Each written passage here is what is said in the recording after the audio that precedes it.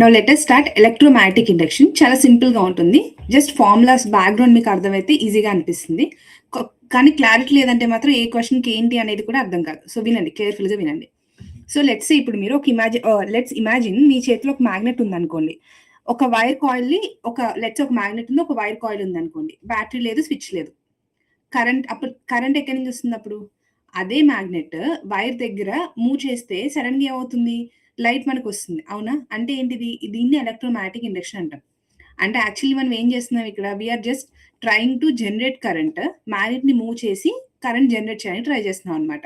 కానీ ఆ మ్యాగ్నెట్ ఎంత మ్యాగ్నెటిజం వైర్ లోకి వెళ్తుందో, అది ఎంత కావాలో ఎలా మెజర్ చేయాలి, మ్యాగ్నెటిజం పాసింగ్ ఏ సర్ఫేస్ నుంచి ఎంత వెళ్తుంది, ఇదంతా ఎలా మనకు కావాలి. సో దానికోసము we have something called magnetic flux అనమాట.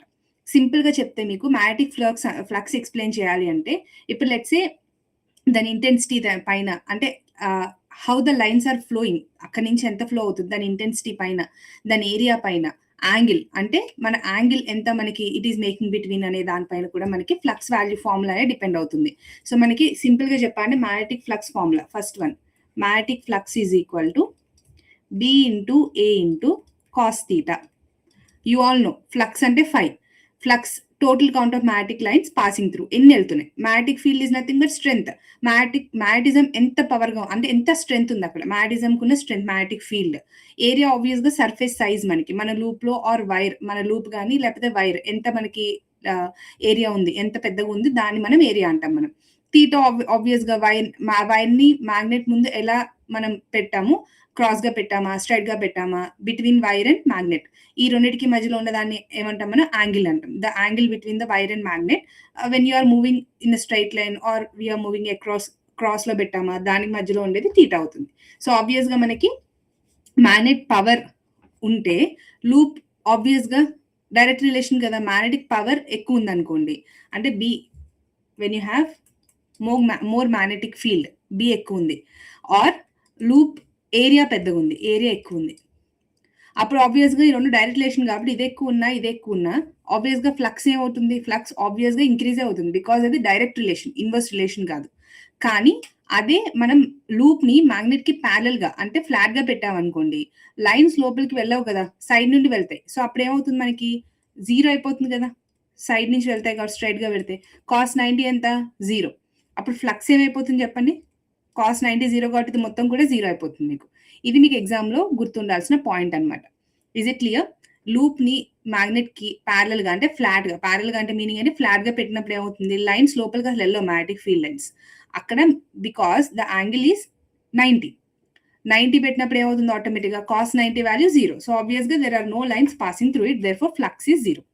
ఎగ్జామ్ లో మీకు ఈ ఫార్ములాని ఎప్పుడు యూజ్ చేయాలి అంటే, క్వశ్చన్ లో వర్డ్స్ వస్తాయి, area is rotated, field change అవుతుంది అన్న వర్డ్స్ చూసినప్పుడు మీకు ఎగ్జామ్ లో స్ట్రైక్ అవ్వాలి. You need to apply the formula flux equal to B into A into cos theta అని. ఎప్పుడు గుర్తుపెట్టుకోండి. దీనిలో మీకు ఎగ్జామ్ లో యూనిట్స్ లో కూడా ఇంపార్టెంట్. ఇక్కడ మ్యాగ్నెటిక్ ఫీల్డ్ యూనిట్ ఏంటి? టెస్లా. తెలుసు కదా, unit of magnetic field is tesla. Whereas area ఏంటి? మీటర్ స్క్వేర్ లో ఉంచుకోవాలి మీరు. ఎగ్జామ్ లో ఇంపార్టెంట్ థింగ్ అనమాట. లేదంటే మాత్రం లెట్స్ సే మీకు క్వశ్చన్ లో మీటర్స్ కన్వర్షన్స్ ఏమైనా వచ్చినప్పుడు చేయలేదు అనుకోండి, ఆన్సర్స్ దగ్గర మిస్ మ్యాచ్ అయిపోతుంది. Is it clear? Next very important point ఏంటంటే Faraday's law, that is electromotive force. Very important. Now let us understand how does it work and what does it say. మన దగ్గర flux ఉంది అంటే meaning ఏంటి? పైన నేర్చుకున్న flux ఉంది ఇప్పుడు మనకి, అంటే మ్యాగ్నెటిక్ ఫీల్డ్ లైన్స్ ఎన్ని వెళ్తున్నాయో అర్థమైంది మనకి. కానీ కరెంట్ రావాలంటే వోల్టేజ్ కూడా కావాలి కదా. ఓన్లీ ఫ్లక్స్ ఉంటే సరిపోతుందా? ఎంత ఫాస్ట్ గా మీరు మ్యాగ్నెట్ ని అక్కడ మూవ్ చేస్తూ ఉంటారో అంత వోల్టేజ్ మనకి అక్కడ జనరేట్ అవుతుంది. దాన్ని ఏమంటాం మనం ఇక్కడ? ఎలక్ట్రోమాగ్నెటిక్ ఫోర్స్ అంటాం. అంటే మీనింగ్ ఏంటి? మనం స్లోగా ఉందనుకోండి, స్లోగా మూవ్ చేశారనుకోండి, ఆబ్వియస్ గా స్లోగా ఉంటుంది వోల్టేజ్, అంటే దాని వాల్యూ తక్కువ ఉంటుంది. అదే మీరు ఫాస్ట్ గా మూవ్ చేశారనుకోండి, ఆబ్వియస్ గా వోల్టేజ్ వాల్యూ ఎక్కువ ఉంటుంది. దీన్ని మనం ఎప్సిలాన్ అంటే ఇండ్యూస్డ్ ఈఎంఎఫ్ అంటాం. ఇక్కడ మనకి క్రియేట్ అయ్యేది ఏంటి? మనకి ఇక్కడ induced EMF which is equal to, దీన్ని ఎప్సిలాన్ అంటాను, the formula of induced EMF which is equal to -n d∅/dt. Obvious గా n is the same constant, number of turns అంటే వైర్ ని ఎన్నిసార్లు మనం లైక్ వీఆర్ రొటేటింగ్ ఇట్, దాన్ని ఎన్నిసార్లు insulate చేస్తున్నాం, ఎన్ని టర్న్స్ పెడుతున్నాం, దాన్ని n అంటాం. ఆబ్వియస్ గా when you increase the number of turns, voltage multiply అవుతుంది. అదేగా మనం నేర్చుకుంది. నెంబర్ ఆఫ్ టర్న్స్ ఎప్పుడు ఇంక్రీజ్ అయినా గానీ voltage will automatically gets increased. ఎందుకంటే దానిలో మనకి ఇండ్యూస్డ్ వాల్యూ పెరిగిపోతూ ఉంటుంది. d∅/dt అంటే ఏంటంటే రేట్ ఆఫ్ చేంజ్ అన్నమాట. అంటే ఫ్లక్స్‌ని ఎంత స్పీడ్‌గా మనం చేంజ్ చేస్తున్నాం.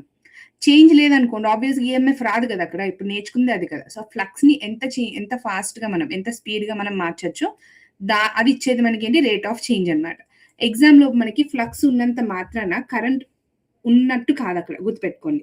ఫ్లక్స్ మారాలి అంటే మీనింగ్ ఏంటి?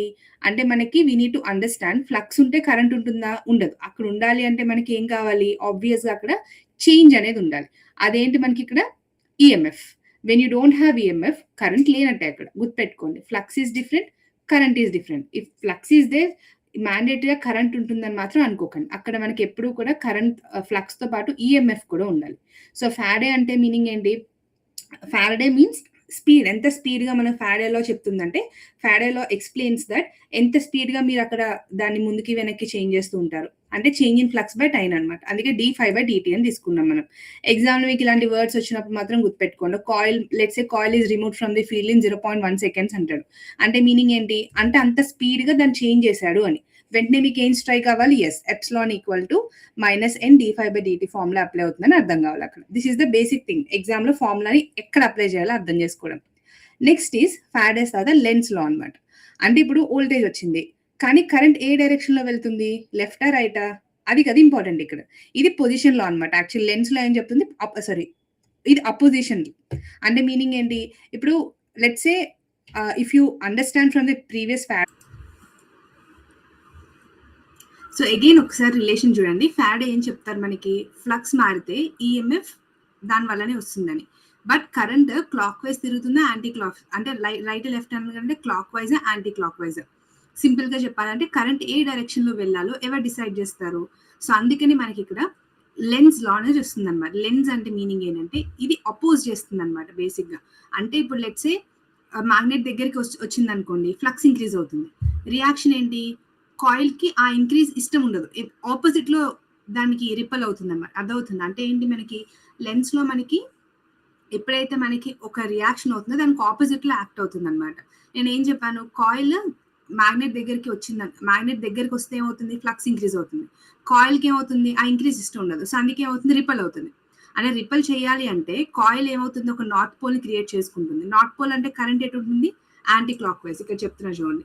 నార్త్ పోల్ క్రియేట్ చేస్తుంది ఏంటి? కరెంట్ యాంటీ క్లాక్ వైజ్ లో ఉంటుంది. అర్థమైందా? ఎగ్జామ్ కి పాయింట్స్ సరిపోతాయి. కరెంట్ యాంటీ క్లాక్ వైజ్ లో ఉంటుంది.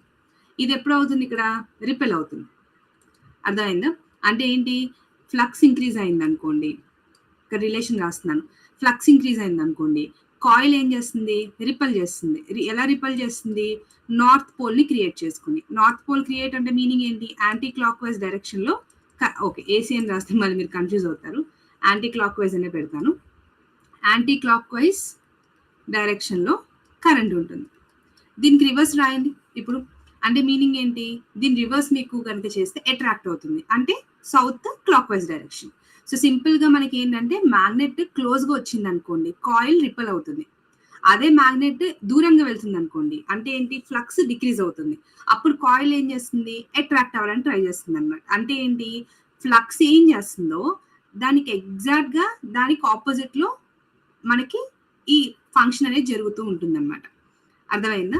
సో ఎప్పుడైనా గుర్తుపెట్టుకోండి, మ్యాగ్నెట్ ఎప్పుడూ కూడా ఏం చేస్తుంది? దానికి రివర్స్ లో ఫ్లక్స్ వెళ్తుంది. మ్యాగ్నెట్ క్లోజ్ ఉంటే రిపల్, అదే ఫార్ ఉంటే attract. Is it clear? This is the basic difference that you need to understand అనమాట. నౌ లెన్స్ లో బేసిక్ గా ఏంటంటే epsilon equal to flux related కదా, అంటే epsilon is equal to only -d∅/dt. Why minus అంటే meaning ఏంటి? Oppose చేయడం. Oppose ని మైనస్ అని చూపిస్తున్నాం అనమాట. ఇది లెన్స్ లో చాలా ఇంపార్టెంట్. ఇది దీని వల్లే కదా మొత్తం అంతా క్రియేట్ అయింది మనకి. జస్ట్ నేను చెప్పిన ఓవరాల్ ఏదైతే నేను చెప్పాను పాయింట్స్, జస్ట్ ఈ అండర్స్టాండింగ్ కనుక మీకు ఉంటే more than enough for the Lenz's లో. Is it clear? Then next topic ఏంటంటే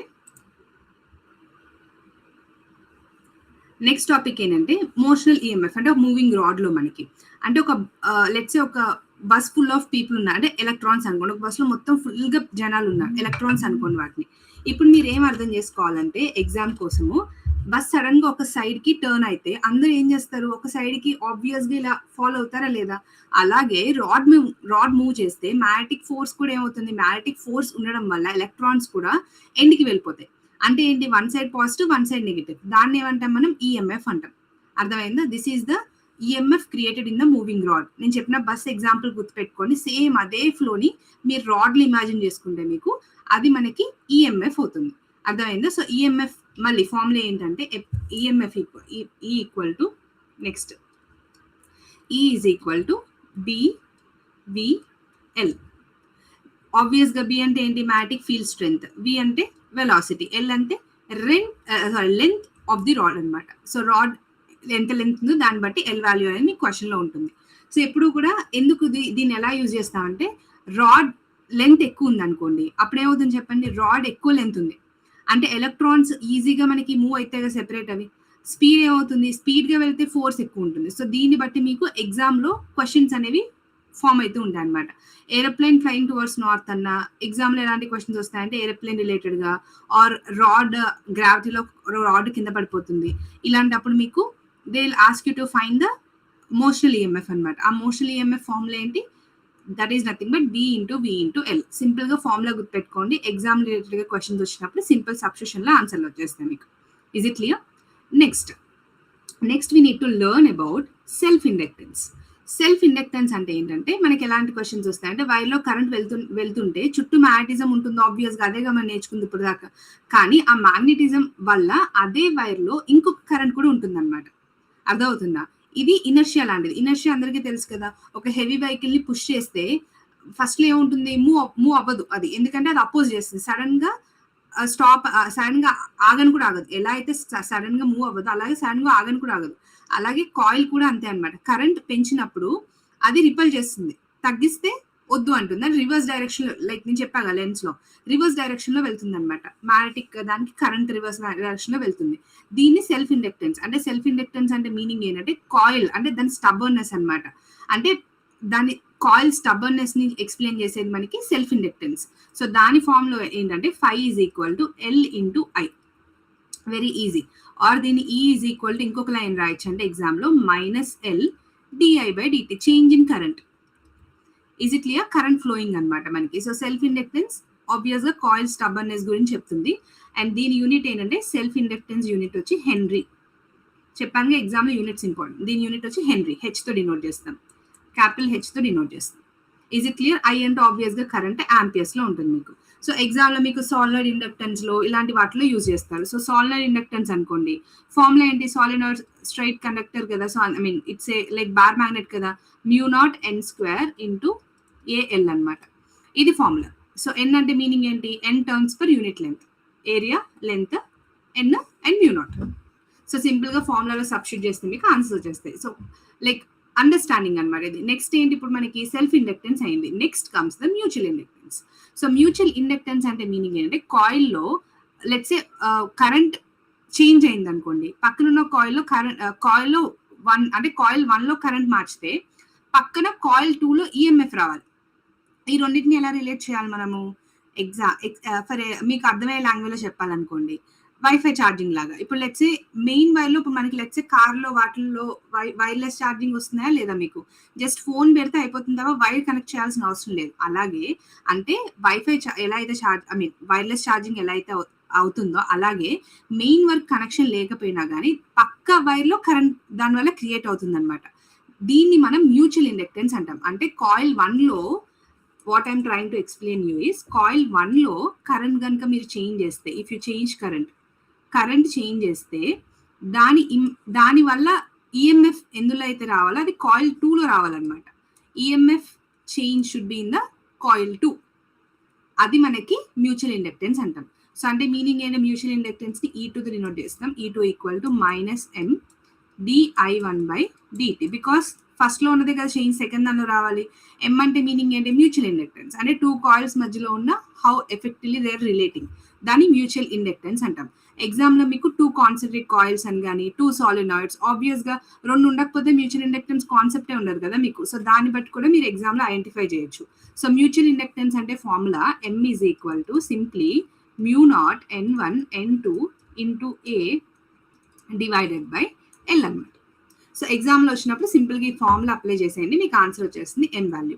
then you put in the E value, then మీకు ఆ ఈఎంఎఫ్ ఎంతైతే మనకి చేంజ్ అయితే ఉందో ఆ వాల్యూ మీకు వాల్యూ వస్తుంది ఫైనల్గా. So just need to understand the formulas. Next ఏంటంటే you need to understand, okay fine, self inductance అయింది, మ్యూచువల్ ఇండక్టెన్స్ అయింది. ఇప్పుడు మనకి energy stored in the inductor గురించి తెలియాలి మీకు. అంటే ఇండక్టర్ కరెంట్ ని అపోజ్ చేస్తుంది, అందరికీ తెలిసిన విషయమే. మరి ఆ ప్రాసెస్ లో కొంచెం ఎనర్జీ మనకి స్టోర్ కూడా చేసుకుంటుంది కదా, డిసిపేట్ అయినప్పుడు హీట్ లో కన్వర్ట్ అయినట్టు ఎనర్జీ స్టోర్ ని కూడా చేస్తుంది. ఆబ్వియస్ గా మనం ఇంతకు ముందు చాప్టర్ లో కూడా నేర్చుకున్నాం, ఇండక్టర్ విల్ స్టోర్ ఎనర్జీ. ఇప్పుడు మనకి ఆ ఏదైతే స్టోర్ అవుతుందో, ఆ ఎనర్జీ స్టోర్ అవుతుందో దాన్ని స్ప్రింగ్ లాగా ఇమాజిన్ చేయండి. మీరు పుష్ చేస్తూ ఉంటే ఎనర్జీ స్టోర్ చేస్తూ ఉంటుంది అనమాట. స్ప్రింగ్ ఎలా అయితే మనకి పుష్ చేస్తూ ఉంటే ఎలా అయితే వెళ్తుందో, అలాగే ఎనర్జీ కూడా మనం ఎంతైతే పుష్ చేస్తామో అంత స్టోర్ చేస్తూ ఉంటుంది. వన్స్ దాన్ని వదిలేసారు అనుకోండి, అంటే పుష్ ఎనర్జీ ఇచ్చినంత సేపు ఎనర్జీ స్టోర్ అవుతుంది. వన్స్ అది వదిలేసారే అనుకోండి, అదే ఎనర్జీ మళ్ళీ రివర్స్ అయిపోతుంది. అర్థమైందా? సో ఇక్కడ మనం అందుకనే మనకి ఆల్రెడీ తెలుసు, energy possessed by virtue of its motion అయితే kinetic energy, by virtue of its position అనుకోండి పొటెన్షియల్ ఎనర్జీ. నేను పుష్ అనే ఎగ్జాంపుల్ ఇచ్చాను కాబట్టి మినిమం అండర్స్టాండింగ్ ఉన్న వాళ్ళు ఎవరికన్నా అర్థం అవుతుంది. ఇక్కడ పొటెన్షియల్ ఎనర్జీ ఫార్ములా యూజ్ చేయాలి, కైనెటిక్ కాదు. అంటే పొటెన్షియల్ వాల్యూ యూజ్ చేయాలి మనం. అంటే potential energy U is equal to, did you all understand? ఇక్కడ ఏం చెప్తున్నాం మనం, energy stored in the conductor అనమాట. So energy stored in the conductor formula ఏం చెప్తున్నా, potential energy. So U is equal to half L I square. I అంటే ఏంటి ఇక్కడ, పీక్ కరెంట్. ఎల్ అంటే ఆబ్వియస్గా ఇండక్టెన్స్, యూ అంటే potential energy, and it should be in joules always. Units important అనమాట, convert చేసుకోవాలి లేకపోతే. అండ్ దెన్ కైనెటిక్ ఎనర్జీ ఆబ్వియస్గా హాఫ్ ఎంవి స్క్వేర్ లాగే ఉంటుంది. సో ఎం ప్లేస్ లో మనం ఏం చేస్తున్నాము, ఎల్, అండ్ వి ప్లేస్ లో ఐ తీసుకోండి, అంటే you can get the potential energy ఇక్కడ. అర్థమైందా? సో పొటెన్షియల్ ఎనర్జీ ఫార్ములా ఇది. అండ్ దెన్ ఇక్కడ మీకు ఎగ్జామ్ లో యూజువల్ గా మీకు కొన్ని యాంగిల్స్ అప్పుడు ఇచ్చినప్పుడు కన్ఫ్యూజ్ అవుతారు. సో ఎప్పుడు కన్ఫ్యూజ్ అవుతారు చెప్తున్నా చూడండి, యాంగిల్ కన్ఫ్యూజన్ ఉంటుంది మీకు. ఫ్లక్స్ ఫార్ములాలో టీటా అంటే ఏంటి, always angle with the normal, surface తో కాదు. అంటే పర్పెండిక్యులర్ తో ఎంతైతే యాంగిల్ ఉంది, లైక్ ఆప్టిక్స్ లో, రే ఆప్టిక్స్ లో ఎలా అయితే సర్ఫేస్ యాంగిల్ తీసుకుంటామా లేకపోతే నార్మల్ యాంగిల్ తీసుకుంటామా, నార్మల్. ఇక్కడ అంతే, ఫ్లక్స్, మ్యాగ్నెటిక్ ఫ్లక్స్ దగ్గర కూడా టీటా అంటే angle should be taken with respect to normal. ఈ పాయింట్ గుర్తుపెట్టుకోండి. అండ్ యూనిట్స్ విషయంలో కూడా మళ్ళీ రిపీట్ చేస్తున్నాను, ఎన్నిసార్లు చెప్తున్నా మీరు అక్కడ కరెక్ట్ చేసుకోకపోతే ఎగ్జామ్ లో కష్టం మీకు. మ్యాగ్నెటిక్ ఫీల్డ్ ఎలా ఉండాలి, టెస్ట్ లా ఉండాలి. సెంటీమీటర్లు ఉంటే మాత్రం మీటర్లో కన్వర్ట్ చేసుకోండి, లెంత్ వైజ్ అలా, ఓకేనా? లెన్స్ లో అలా కరెంట్ డైరెక్షన్ చూసి మనం రైట్ హ్యాండ్ థంబ్ రూల్ ఎలా మనం యూజ్ చేయాలనేది అప్లై చేయాలి. లెన్స్ లో అంటేనే ఏంటి, డైరెక్షనే కదా, చెప్పాను కదా, క్లాక్ వైజా యాంటీ క్లాక్ వైజా. సో దాన్ని మనం చేసేటప్పుడు యూజువల్ గా మీరు 100% right hand thumb rule, because left hand దేనికి యూజ్ చేస్తారు, when you are converting magnetic energy into electrical energy. వెరాజ్ రివర్స్ అనుకోండి, sorry, electrical energy into mechanical energy. వెరాజ్ రివర్స్ అనుకోండి, మనం ఏం యూజ్ చేయాలి, మనం right hand thumb rule use చేయాలి. ఇవన్నీ basic understanding you have already. And ఎప్పుడైనా గుర్తుపెట్టుకొని ఒక షార్ట్ కట్ చెప్తున్నాను, లూప్ రొటేటెడ్. క్వశ్చన్ ఏముంటుంది, loop rotated to theta 180 degrees అంటాడు. లూప్ రొటేటెడ్, ఎప్పుడైనా లూప్ రొటేటెడ్ టీటా 180 అన్నాడు అనుకోండి, సింపుల్ గా షార్ట్ కట్ లో మీరు ఏం చేయండి అంటే చేంజ్ ఇన్ ఫ్లక్స్ 2π తీసుకోండి. అర్థమైందా? Change in flux is equal to 2π తీసుకోండి. అండ్ ఫర్ రొటేటింగ్ రాడ్ అనుకోండి, లూప్, నేను చెప్పింది ఏంటిది, లూప్. అదే రాడ్ అన్నాడు అనుకోండి, అంటే ఫ్యాన్ బ్లేడ్ ఇలాంటివన్నీ, ఫర్ రొటేటింగ్ రాడ్ అంటే ఎగ్జాంపుల్ ఒక ఫ్యాన్ బ్లేడ్, ఫ్యాన్ అనేది ఒక అలాగే రొటేషన్ అలానే ఉంటుంది కదా, అలాంటప్పుడు half B omega L square తీసుకోవాలి. కింద నేను చెప్తాను. So I explain you few more things ఉన్నాయి. ఇక్కడ ఏంటంటే రొటేటింగ్ రాడ్, ఫ్యాన్ బ్లేడ్ చెప్పాను కదా, దానికోసం మీకు ఎక్స్ప్లెయిన్ చేస్తున్నా చూడండి. ఇప్పుడు నేను ఏం చెప్తున్నా, formula we understood the formula of rod కదా, ఇందాక పైన రాడ్ గురించి చూసావా లేదు, ఇక్కడ రాడ్ చూసాం కదా. What you understand in the rod, you have understand that how do you apply motion EMF moving rod లో, అవునా కదా? అదేగా మనం చూసింది. బస్ గురించి చెప్పాను నేను, బస్ సడన్ గా ఒకసారి మూవ్ అయితే ఎలా అయితే అట్ సైడ్ అంతా ఫాలో అవుతారో, అలాగే మ్యాగ్నెటిక్ ఫోర్స్ వల్ల ఎలక్ట్రాన్స్ కూడా ఏమైతే ఎన్నికి వెళ్ళిపోతాయి. So one side positive, one side negative అవుతుందని చెప్పాను. అదే ఈఎంఎఫ్ మనకి మోషన్ ఈఎంఎఫ్ అంటే ఫార్ములా ఈక్వల్ టు బీవీఎల్. ఇప్పుడు we understood the rod concept కదా, ఇక్కడ రొటేటింగ్ రాడ్ అంటే ఫ్యాన్ బ్లేడ్ ఫార్ములాలోకి చూద్దాం.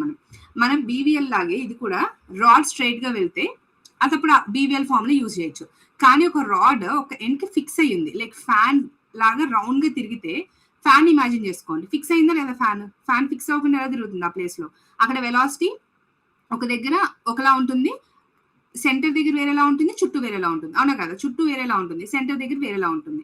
అలాగే ఎప్పుడు కూడా సెంటర్ లో ఉన్న ఎప్పుడు కూడా సెంటర్ లో ఉన్నది మారదు కదా, కానీ చుట్టూ లెట్స్ ఏ ఫ్యాన్ బ్లేడ్స్ ఉన్నాయి కదా, ఫ్యాన్ బ్లేడ్స్ మీద ఆబ్జెక్ట్ పెట్టండి, ఏమవుతుంది, ఆ చుట్టూ అన్ని సైడ్లకి ఎగిరి పడిపోతుంది. వేరాస్ మధ్యలో ఉంది కదా ఫ్యాన్, సెంటర్ లో ఏమైనా కట్టండి, ఆ సెంటర్ లో తిరుగుతుంది, ఎటు పడిపోదు వెళ్ళి. అదే కాన్సెప్ట్ లో మనం యావరేజ్ వెలాసిటీని ఫైండ్ చేయాలన్నమాట. అంటే యావరేజ్ వెలాసిటీ చేంజ్ అవుతూ ఉంటుంది కాబట్టి దానికి ఫార్ములా ఇక్కడ. దీన్ని ఏం చెప్తున్నాను ఇక్కడ, I'm explaining for rotating rod. Rotating rod కి నేను చెప్పిన బేసిక్ అండర్స్టాండింగ్ తెలియాలని నార్మల్ గా చెప్తున్నాను నేను. సో రొటేటింగ్ రాడ్ కి E is equal to half B omega L square అనమాట. ఆల్రెడీ ఫార్ములాస్ అన్ని డీటెయిల్ గా ప్రో బుక్ లో ఉన్నాయి. And just explaining you 1 by 1. So ఇక్కడ ఒమేగా అంటే ఆబ్వియస్ గా యాంగులర్ వెలాసిటీ, ఆబ్వియస్ గా యాంగులర్ వెలాసిటీ తీసుకున్నాం కదా సర్క్యులర్ ఫామ్ లో ఉన్నప్పుడు. అండ్ యూనిట్ ఏంటి మీకు, రేడియన్స్ పర్ సెకండ్ దీని యూనిట్. అండ్ ఎల్ అంటే ఆబ్వియస్ గా length of the rod. Half ఎందుకు తీసుకుంటాం, బికాస్ వెలాసిటీ 0 నుండి మాక్సిమం వరకు వెళ్తుంది కాబట్టి మళ్ళీ వెనక్కి వచ్చినప్పుడు 0 అయిపోతుంది. అందుకే కంప్లీట్ సైకిల్ లో మనం దాన్ని తీసుకోలేం, కంప్లీట్ సైకిల్ లో 0 ఉంటుంది కాబట్టి అగైన్ మళ్ళీ ఇక్కడ కూడా హాఫ్ అంటే యావరేజ్ మాత్రం తీసుకుంటేనే వస్తుంది మనకి. ఎగ్జామ్ లో మీకు ఇలాంటి క్వశ్చన్స్ ఎలా వస్తాయంటే మెటాలిక్ స్పోక్ ఆఫ్ వీల్ అంటాడు, లేకపోతే రాడ్ రొటేటింగ్ అబౌట్ 1 end అంటాడు. ఇలాంటి వర్డ్స్ వచ్చినప్పుడు you understand you need to apply this ఈ formula half B omega L square అని. Is it clear? Next point ఏంటంటే రిగార్డింగ్ ద ఎడ్డీ కరెంట్స్ అనమాట. ఆల్రెడీ ఇందాక కూడా చెప్పాను, ఎడ్డీ కరెంట్స్ అంటే మీనింగ్ ఏంటి, అన్వాంటెడ్ కరెంట్. మనకి అక్కడ క్రియేట్ అయిన అన్వాంటెడ్ కరెంట్ ఏమంటాం మనం, ఎడ్డీ కరెంట్స్ అంటాము. సో లెట్స్ ఏ ఒక థిన్ వైర్ కాకుండా ఒక పెద్ద మెటల్ బ్లాక్ షీట్ ని మ్యాగ్నెటిక్ ఫీల్డ్ లో మూవ్ చేస్తే ఏమవుతుంది, అక్కడ ఎగ్జాంపుల్ దీన్ని ఇమాజిన్ చేయండి. సడన్ గా ఫైర్ అంటే అందరూ సర్క్యులర్ గా తిరుగుతూ అక్కడ ఇక్కడ అంటే ఇట్స్ కైండ్ ఆఫ్ ఒక పానిక్ సిచ్యువేషన్ క్రియేట్ అవుతుందా లేదా, ఒక ఫైర్ ఇన్సిడెంట్ అయింది అనగానే ఒక ఆర్డర్ లో వెళ్ళగలుగుతారా, వెళ్ళలేరు, బికాస్ ఎవరి పానిక్ మోడ్ వాళ్ళకు ఉంటుంది. అలాగే మెటల్ బ్లాక్ లో కూడా ఎలక్ట్రాన్స్ అంతే బిహేవ్ చేస్తాయి అనమాట. వైర్ లో కాబట్టి అవి ఎక్కడైతే ఆ మెటల్ బ్లాక్ ఉంటుందో ఆ ఎలక్ట్రాన్స్ అన్ని కూడా ఒక స్ప్రెడ్ అయిపోయి ఎటు వెళ్ళాలో తెలియకుండా పానిక్ ఎలా అయితే ఉంటే అలా ఉంటాయి అనమాట. ఇమాజిన్ చేయాల్సింది. ఈ కరెంట్స్ వల్ల ఈ కరెంట్స్ క్రియేట్ అవడం వల్ల మనకి మెటల్ హీట్ ఎక్కువైపోతుంది. అంటే అక్కడ ఏమైనట్టు, ఆబ్వియస్ గా హీట్ ఎక్కువ జనరేట్ అయింది అంటే అక్కడ అయ్యేదే ఎనర్జీ లాస్. మనం ఫస్ట్ నుంచి నేర్చుకునే పాయింటే ఇది. Whenever unwanted heat is created అక్కడ ఏమవుతుంది, మనకి ఎనర్జీ లాస్ అవుతుంది. ఇప్పుడు మనకి application energy loss formula obvious గా ఈ ఫార్ములా I2R అనమాట.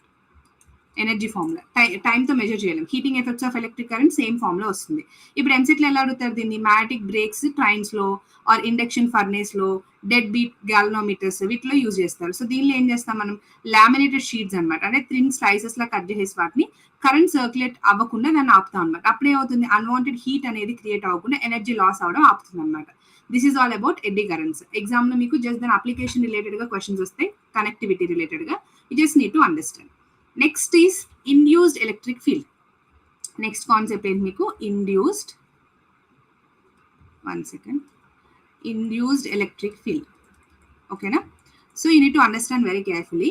ఇది చాలా కొంచెం డెప్త్ ఉన్న కాన్సెప్ట్, వినండి, కొంచెం మీకు ఈజీగా అయిపోయేలా చెప్తాను, వినండి. ఫారడే లాలో ఏం నేర్చుకున్నాం మనం, changing magnetic field EMF produce చేస్తుందని నేర్చుకున్నాం. ఈఎంఎఫ్ అంటే మీనింగ్ ఏంటి, పొటెన్షియల్ డిఫరెన్స్. మరి బ్యాటరీ లేకుండా ఫీల్డ్ లైన్స్ మధ్య పొటెన్షియల్ ఎలా వస్తుంది చెప్పండి, వస్తుంది అసలు బ్యాటరీ లేకుండా? అక్కడ మనకి changing magnetic field actual electric field create చేస్తుంది. కానీ ఇది నార్మల్ ఎలక్ట్రిక్ ఫీల్డ్ కాదు.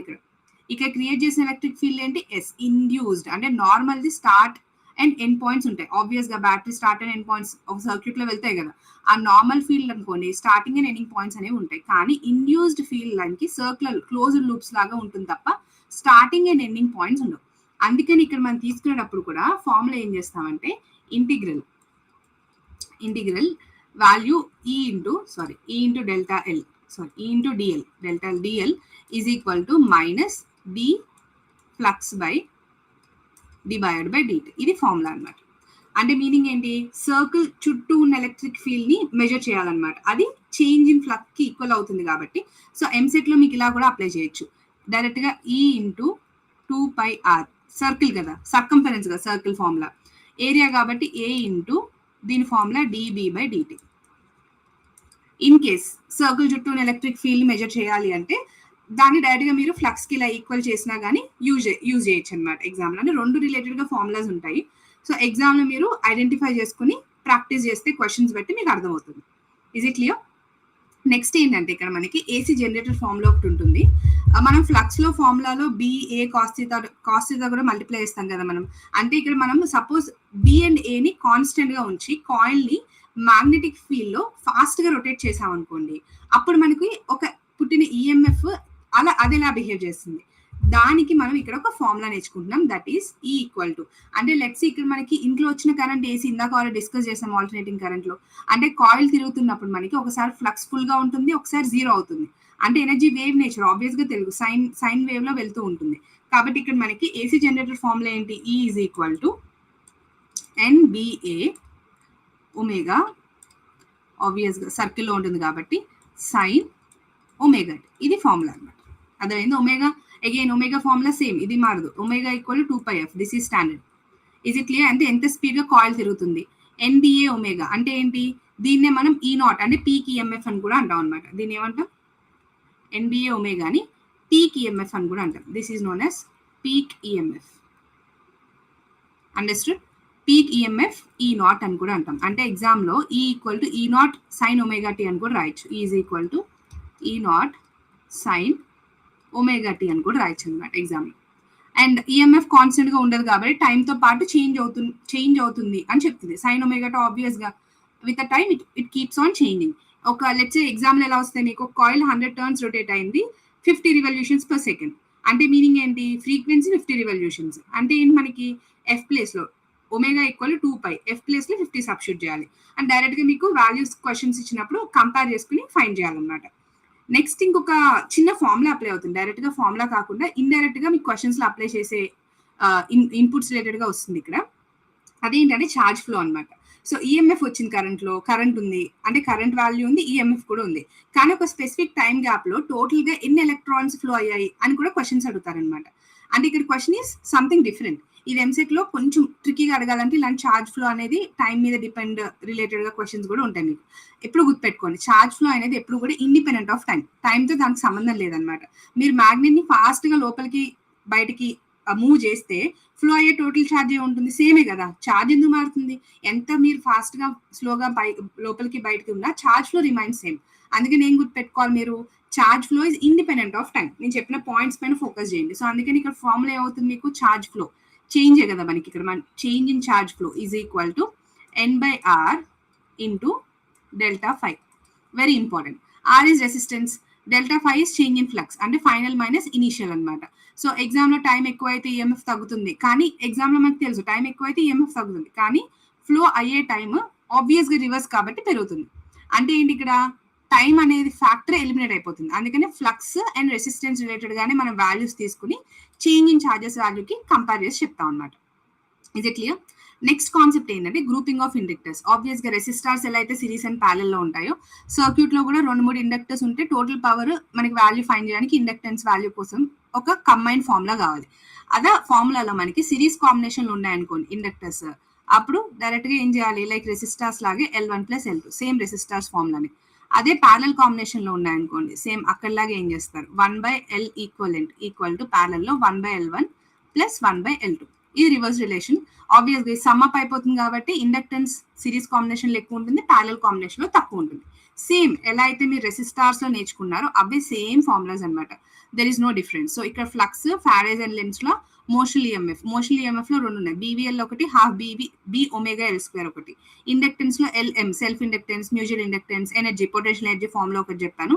ఏసీ జనరేటర్ లో NBA omega into sine omega, A omega ఉంది ఆ ఫార్మ్ లో ఒకటి, అండ్ ఛార్జ్ ఫ్లో ఒకటి. So make sure you understand all these things. And also మీరు whenever you do some questions, understand question ఎందుకు ఉంది, దాని ఫార్ములా ఎలా అప్లై అవుతుంది, దాని ప్రాసెస్ ఏంటి, then only you can connect in your exam. ఊరికే ఫార్ములాలు బట్టి కొట్టడం వల్ల కూడా మీకు ఎటువంటి హెల్ప్ ఉండదు.